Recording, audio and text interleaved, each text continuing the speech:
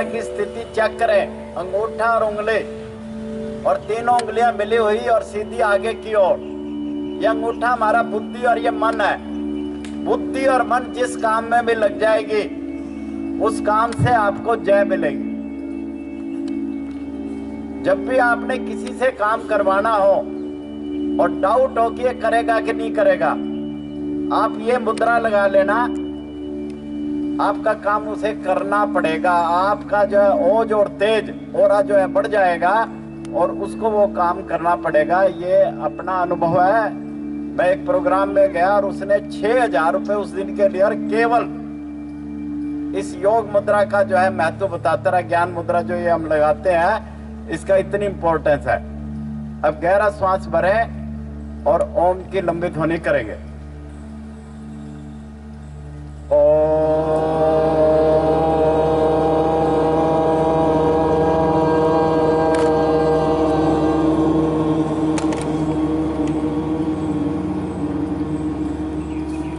धीरे से आंखें खोले। आज हम भारतीय योग संस्थान का 55वां 55 योग दिवस समारोह बना रहे हैं। इसकी मैं आप सभी को बहुत बहुत हार्दिक बधाई देता हूं। और 55 वर्षों से भारतीय योग संस्थान मानव कल्याण का कार्य योग के माध्यम से कर रहा है, निःशुल्क योग केंद्र चला करके। आज मैं आप लोगों से थोड़ी सी बात करना चाहूंगा मन के ऊपर। हम योग के अंदर शरीर को स्वस्थ नहीं करते, मन को स्वस्थ करते हैं, मन को। तो ये जो योग में जो हम आपको बुलाते हैं, मैं हरवंश राय बच्चन की एक जो 4 लाइनें हैं उससे आपसे मैं बताना चाहूंगा। मंजिलें मिले ना मिले, मंजिलें मिले ना मिले, ये तो मुकद्दर की बात है। हम कोशिश भी ना करें, हम कोशिश भी ना करें, ये तो गलत बात है। जिंदगी जख्मों से भरी है। कोई भी आदमी संसार में कोई ना कोई दुख लिए बैठा हुआ है।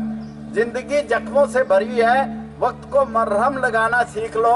हारना तो है एक दिन, हारना तो है एक दिन किससे? मौत से। फिलहाल जिंदगी जीना सीख लो योग से। दुनिया का सारा सौंदर्य स्वस्थ शरीर में है। स्वस्थ का मतलब है स्व माने स्वयं में और स्थित होना। बीमारियां नहीं होना स्वस्थ नहीं है। हमें सामाजिक रूप से, आध्यात्मिक रूप से, मानसिक रूप से, नैतिक रूप से भी स्वस्थ होना स्वस्थ कहलाता है। सुंदर वह है, सुंदर वह है जो सुंदर कार्य करे। ये जो योग का जो कार्य है ना, अब हम सभी बड़े भाग्यशाली है जो योग और भारतीय योग संस्थान से जुड़े हैं। प्रत्येक व्यक्ति योग में आ नहीं सकता, चाहता है, बीमारियों से खत्म भी करना चाहता है, इच्छा भी होती है, परंतु योग के अंदर दरी डालने का उसका नहीं डाल सकता। क्यों नहीं डाल सकता? इसका आध्यात्मिक जवाब है। जो भी हम कर्म करते हैं उसका फल हमें जो है मिलता ही मिलता है। अच्छे कर्म का फल हमें अच्छा और बुरे कर्म का फल बुरा मिलता है। जब हमारे अच्छे कर्मों का फल मिलने का समय आता है तो हम ये दरी डालकर योग में आ जाते हैं और जीवन को बड़ा कैसा आनंदित बना लेते हैं। जब हम योग में आ जाते हैं तो हमारी आवाज की जो आवाज निकलने लग जाती है वो मैं बताता हूँ क्या निकलने लग जाती है। कह दो मुश्किलों से, कह दो मुश्किलों से, उलझा ना करो हमसे। कह दो मुश्किलों से, उलझा ना करो हमसे। हमें हर हाल में जीने का हुनर आ गया है। ये योग सिखाता हमें। समत्वम योग उच्यते, समता में रहना योग है। गर्मी भी आएगी, ठंड भी होगा, लाभ भी होगी, हानि भी होगी, मान भी मिलेगा, अपमान भी मिलेगा। उस सब के अंदर सम रहना योग है। आसन करना, गीता के अंदर भगवान श्री कृष्ण ने जो योग की डेफिनेशन दी है वो कहते हैं समत्वम योग उच्यते। उन्होंने आसनों को योग नहीं कहा, प्राणायाम को योग नहीं कहा, महर्षि पतंजलि ने भी आसन को योग नहीं कहा। वो मैं आपको बताऊंगा। अब भारतीय योग संस्थान ने आप लोगों को किसी को केंद्र प्रमुख बना रखा है, किसी को जिला अधिकारी, किसी को प्रांत अधिकारी। तो हमने अपने अपने किरदार जो मिले हुए हैं उसको बड़ी जिम्मेवारी से निभाने हैं। जिंदगी में इतनी शिद्दत से निभाना अपना किरदार, जिंदगी में इतनी शिद्दत से निभाना अपना किरदार कि पर्दा गिरने के बाद भी तालियां बजती रहे, प्रकाश लाल जी की तरह, मदर टेरेसा की तरह। अब मैं आप लोगों से, योग के अंदर हम शरीर को स्वस्थ नहीं करते। शरीर तो बहुत जल्दी स्वस्थ हो जाता है, जैसे सूरज आसमान में निकलता है अंधकार छट जाता है, ऐसे हमारे शरीर तो स्वस्थ बहुत हो जाता है। और स्वस्थ होने के बहुत से रास्ते हैं, शरीर को स्वस्थ करने के बहुत से रास्ते हैं। हम योग में क्या करते हैं? मन को स्वस्थ करते हैं, मन को। शरीर को स्वस्थ नहीं करते, इसको मन को स्वस्थ करते हैं। तो कभी आपने उस मन को जानने का प्रयास किया? मन किसे कहते हैं? आज थोड़ा सा इस पे चर्चा करेंगे। जितना आपको समय आराम से होगा उतनी देर में जो है ना, बोल रहा हूं कितने बजे तक आप जो है आराम से सुन सकते हैं? 20-25 मिनट सुन लेंगे। थोड़ा मन की बात करेंगे, थोड़ा पैसेंस रखना। और किसी को गर्मी लगे ना तो ये विटामिन डी मिल रही है 100 में से। दिल्ली के अंदर, महानगर के अंदर जो रहने वाले हैं, विटामिन डी की कमी, और ये धूप से विटामिन डी मिलती है और किसी से नहीं मिलती, तो उसे घबराना नहीं। ये मैं कोई प्रवचन करने वाला भी नहीं हूँ, ना मेरे को प्रवचन आता है। आप लोगों से कुछ लोग आप जानते हैं, कुछ मैं जानता हूँ। हम आपस में नॉलेज शेयरिंग वर्क है ये हमारा। मन किसे कहते हैं? अगर मन को डेफिनेशन दिया जाए, हम रोज कहते हैं ना, आज ये काम करने का मेरा मन नहीं है, आज मेरा योग में जाने का मन नहीं है। तो ये जो मन को कभी जानने का प्रयास किया, मन किसे कहते हैं? आप में से जिसको पता है ना, मन मैं जानता हूं कि मन इसे कहते हैं, वो हाथ उठा लेगा। नहीं जानते तो कोई चिंता की बात नहीं। हम 24 घंटे मन की चर्चा करते हैं या नहीं करते? करते हैं ना। तो कभी इस मन को जानने का भी प्रयास किया? मन किसे कहते हैं? हाँ जी, कोई है आप में से बताएगा कि मन उसे कहते हैं? हाँ जी, ये हमारे गांधी जी का बहुत बड़ा रोल कर रहे थे। और आज 2 अक्टूबर का महान दिवस है। महात्मा गांधी जी ने सत्य और अहिंसा का पाठ दिया।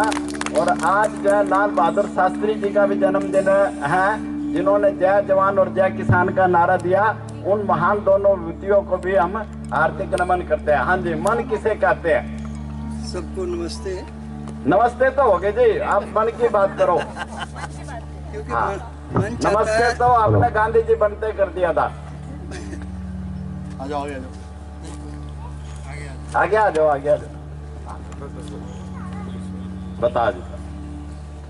बेनती है कि हो सकता है कि मैं इसमें इसकी डेफिनेशन को पूरी तरह ना बता सकूं, पर थोड़ा सा जो मुझे पता है, हाँ उतना जो अपनी जिंदगी में जो पाया है साधु संत महात्माओं से, वो ये है कि मन इंद्रियों का राजा है।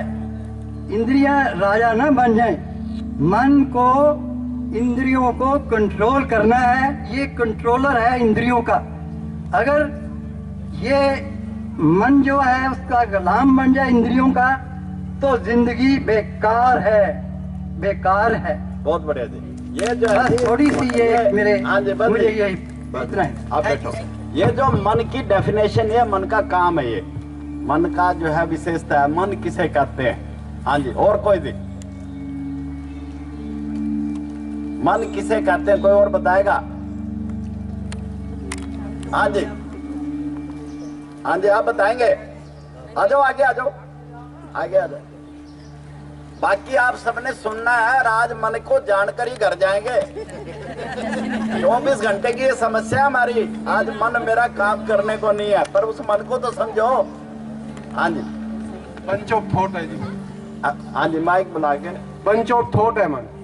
थॉट को मन कहते हैं। हाँ जी, और जी आ जाओ।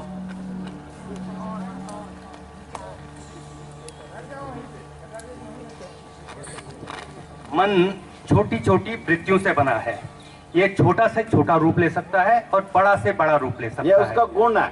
ये उसका गुण है। हाँ, मन की डेफिनेशन बताओ मन है क्या? ठीक है, डेफिनेशन तो आप ही से शुरू कीजिए। कोई बात नहीं। अब मैं थोड़ा सा, क्योंकि समय का बंधन है इसलिए थोड़ा सा शॉर्ट करते हैं। जहां विचारों का आना जाना लगा रहता है, man is a place where views comes and goes.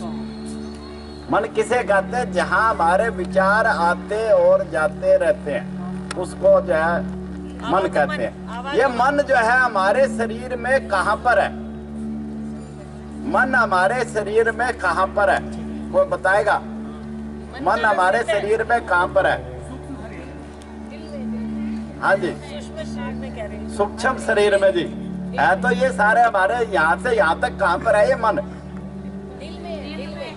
दिल में है। और जी माइंड में। एक बार इनके लिए तालियां बजा दो, जोरदार तालियां। तालियां बजाने से ब्लड प्रेशर, हमारे जो ब्लड का सर्कुलेशन बढ़ता है। मन को इंग्लिश में क्या कहते हैं? माइंड। और ये जो है ना, ये जो खोपड़ी जो दिखाई दे रही है, ये नहीं, ये जो दिमाग जो हमारा दिखाई देता है, इसको मन नहीं कहते। इसके अंदर कंप्यूटर वाले जानते हैं हार्डवेयर और सॉफ्टवेयर। जो ये तो हमारा हार्डवेयर है, इसके अंदर जो मन है वो कहीं दिखाई नहीं देता, वो सूक्ष्म है। तो उसको हम जो है, ये हमारे शरीर में यहाँ पर स्थित है। अब ये मन कितने प्रकार के हैं? मन जो है कितने प्रकार के हैं? हाउ मैनी मन? हाँ जी, हमारे जो है 3 तरह के मन है। कॉन्शियस माइंड, सब कॉन्शियस माइंड और अनकॉन्शियस माइंड।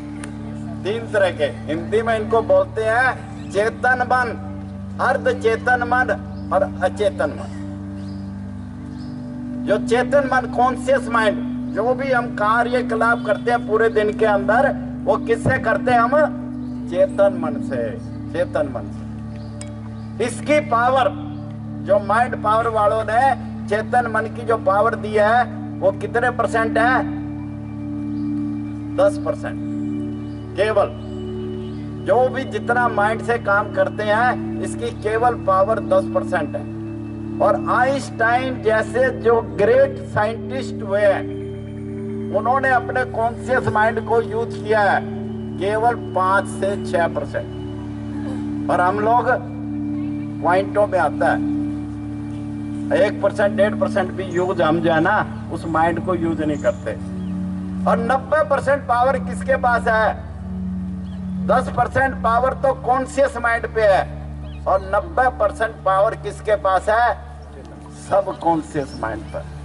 अर्ध चेतन मन, सब कॉन्शियस माइंड।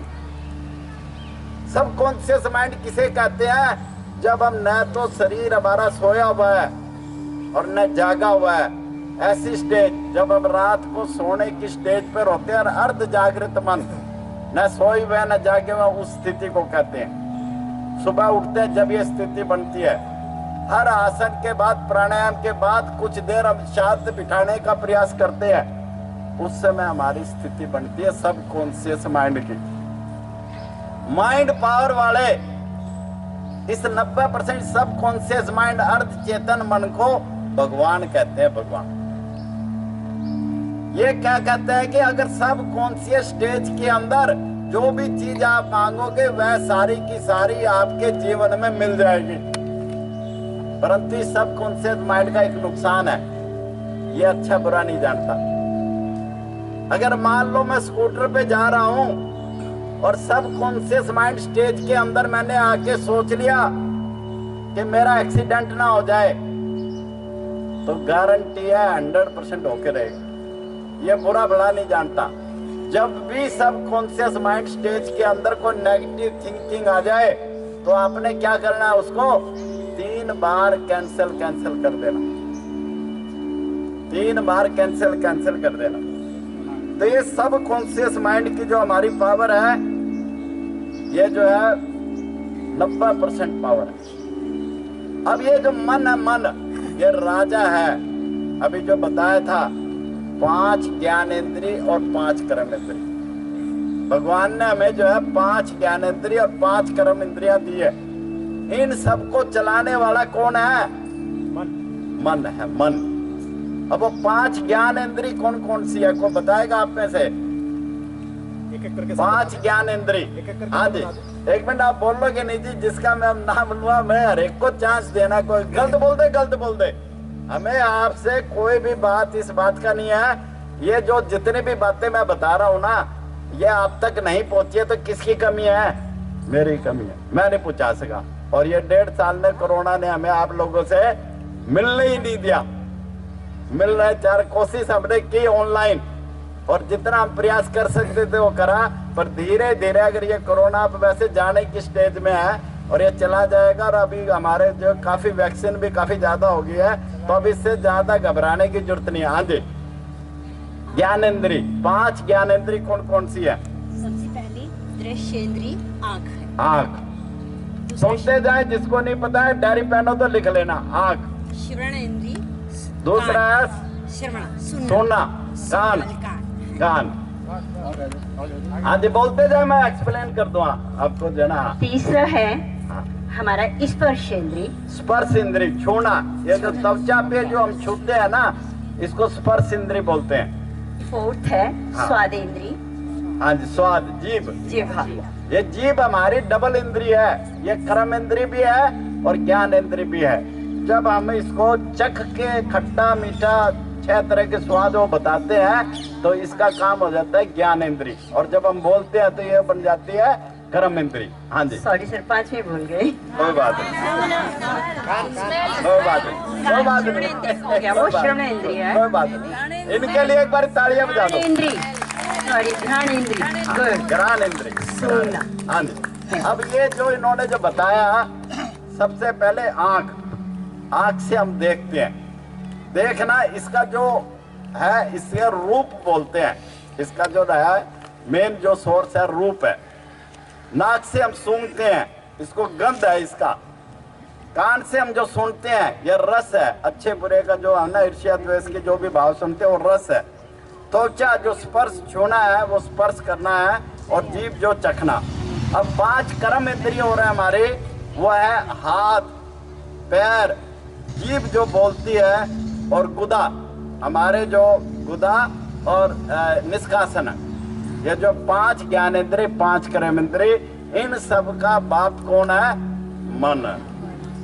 मन कहेगा देख तो देख, मन कहेगा मत देख तो मत देख, ये नहीं देखेगा। आप बैठे हुए हैं और मन आपका यहीं अभी कहाँ पहुंचा देगा? यूएस से पहुंचा देगा। आप देख ही नहीं रहे, आपके सामने से जो है ना सीन निकल जाएगा, आपको पता ही नहीं चलेगा, सुनेगा ही नहीं। और मन एक बारी में क्या काम करता है? एक बारी में एक ही काम करता है।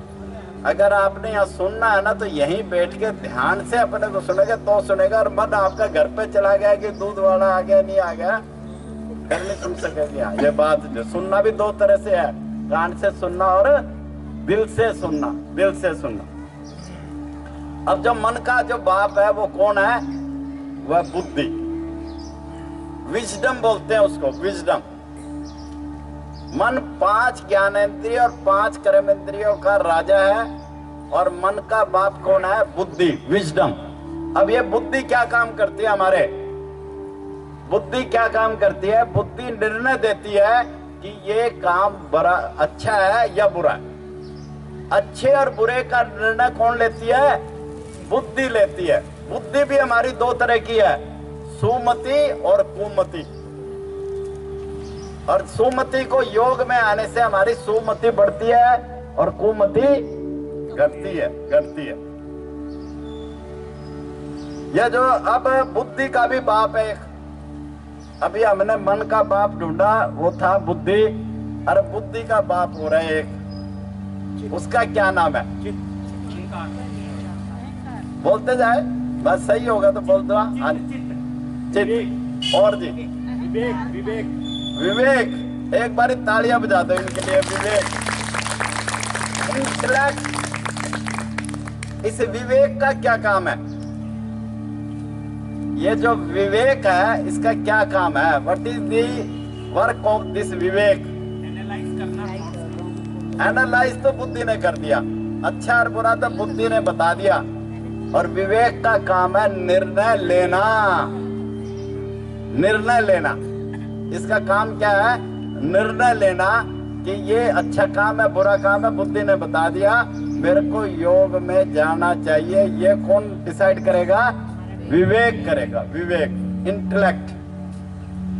आज वैसे तो इसका भी बाप है, वो आज मैं नहीं बताऊंगा, अगली बार जो विंदर जी जब प्रोग्राम रखेंगे और ये कह रही मैं बहुत बड़ा प्रोग्राम रखी वो तब बताएंगे। देखो बाप लोगों को याद करिए, श्राद्ध चल रहे हैं ना। अच्छा। हमारे पूर्वज कौन है पता होना चाहिए। अब जो है ना, ये हमारे शरीर में जितने भी रोग आते हैं ना, ये सारे के सारे किसके रोग है?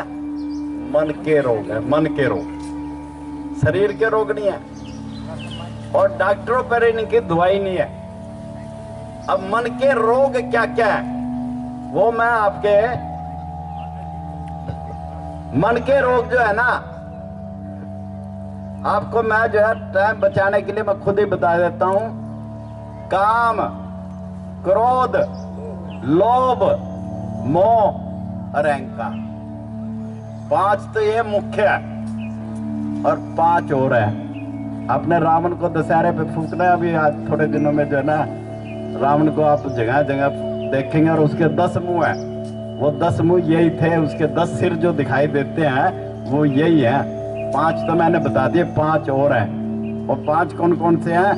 मद, मद का मतलब इंग्लिश में और प्राइड, मत्सर, जेलियसी, ईर्ष्या, अनवेक, द्वेष, हेटर्ड, डर, फियर।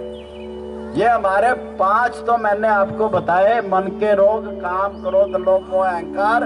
और 5 ये सब कौन से ये जो सब बीमारियां हैं हमारी जो है, टोटल मिला के 10 हैं। और इन 10 के कारण से हमारे शरीर के अंदर रोग आते हैं, रोग आते हैं। अब वो जो रोग आते हैं उसका मैं शॉर्ट में, The root cause of every disease is in your mind। हर बीमारी का जो रूट काज है वो कहाँ है? माइंड के अंदर है। और तुलसीदास जी ने रामायण सुनी होगी, देखी भी होगी आपने। रामायण जो है इसमें कोरोना पीरियड में भी दिखाई थी पूरी की पूरी। रामचरितमानस के उत्तराखंड के 3-2 के अंदर ये सारी बीमारियों के कारण लिख दिए, सारी बीमारियों के कारण। लोभ हमारा, क्रोध पितनित छाती जा रहा। आयुर्वेदिक जो है ना, आयुर्वेद जो है बीमारी के कारण 3 मानता है, वात, पित्त और कफ। इनकी इम्बैलेंसिंग हो जाना बीमारी है। अब जो तुलसीदास जी ने कहा, मोह सकल व्याधिन कर बोला, सारी व्याधियों की जड़ क्या है? मोह है। घर से मोह, पत्नी से मोह, बच्चों से मोह, काम से मोह। और जो चीज से मोह ज्यादा रखोगे वो आपको क्या देगी? आपके दुख का सबसे बड़ा कारण है। तो योग क्या सिखाता है हमने? राग को किस में पलटना है? वैराग्य में। राग को किस में डालना है? वैराग्य में। सब रोगों की जड़ मोह है और उनसे फिर डिफरेंट टाइप के हमारे शरीर के अंदर रोग उत्पन्न होते हैं। इसमें आगे लिखा कामवात। कामवात मतलब जो आदमी कामी ज्यादा है, कामनाएं ज्यादा रखता है, उसको क्या रोग हो गए? वात रोग, गैसेस के रोग हो गए। कफ लोभ अपारा, जो लोभ ज्यादा करते हैं उसको कौन से रोग हो गए? कफ से रिलेटेड, कफ से रिलेटेड।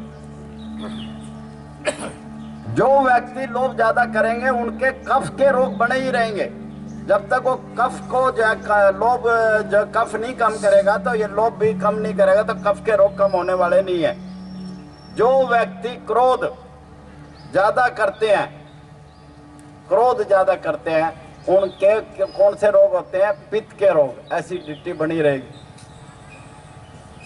अब जो है हम दवाई लेते हैं डॉक्टर से और एसिडिटी की OC20 ले ली और बोला जी मेरा ठीक हो गया। और है बीमारी कहाँ पर? क्रोध, बात बात पे क्रोध करना। और ये सारे के सारे जन वात पित्त कफ ये हमारे छाती को जलाते रहते हैं। अब ये है कि वात पित्त कफ ये जब तीनों मिल जाए तो अगले 16 नंबर 2 में उसने तुलसीदास जी ने बताया है, प्रीत करई जो तीनों भाई, उपजे सन्ने पात दुखदाई, विषय मनोरथ दुर्गम नाना, ते सब सूल नाम को जाना। अगर वात पित्त कफ ये तीनों मिल जाए तो हमें जो है क्या कर देंगे? पैरालाइजिस टाइप्स का रोग कर देंगे, पैरालाइजिस। और कठिनता से प्राप्त होने वाले हमें जो विषय इच्छाएं हैं वे ही हमारे सब तरह के रोगों के कारण है। अब बात जो है ना, कारण तो आपको बता दिए। भारतीय योग संस्थान ने जब प्रकाश लाल जी थे तो दिल्ली के 150 डॉक्टर MBBS MD का हाफ डे का शिविर लगाया और उन डॉक्टरों ने जो बात की वो मैं आपके सामने रख देता हूं। उन्होंने कहा कि हमारे पास एलोपैथी के अंदर बीमारी का इलाज पूर्णतः नहीं है, हम बीमारी को मैनेज करते हैं। डायबिटीज की गोली जिंदगी भर लेनी पड़ेगी, ब्लड प्रेशर की गोली जिंदगी भर लेनी पड़ेगी, वो इलाज तो नहीं है ना जी, इलाज नहीं है। दूसरी बात उन्होंने की, जो एक गोली हम देंगे बीमारी ठीक करने को और उससे साइड इफेक्ट होगा, उस जो गोली का जो है एक रोग तो ठीक होगा दूसरा खड़ा हो जाएगा। तीसरे उन्होंने कहा कि हम सबसे ज्यादा रोगी हैं। मैं डॉक्टरों का पूरा सम्मान करता हूं और पूरी इज्जत करता हूं, परंतु जो बात उन्होंने कही वो मैं इसलिए बता रहा हूं कि योग के अंदर बीमारी का परमानेंट इलाज है। आपने जो है ये जो वात पित्त कफ की इम्बैलेंसिंग है वो को राग को हमें बदलना है तो वो केवल योग से संभव है। आसन प्राणायाम ध्यान जब हम करेंगे, अपने भोजन को संयत करेंगे तो ये हमारी जो है ठीक होगी। अष्टांग योग है, अष्टांग योग के अंदर इसका उपवास है।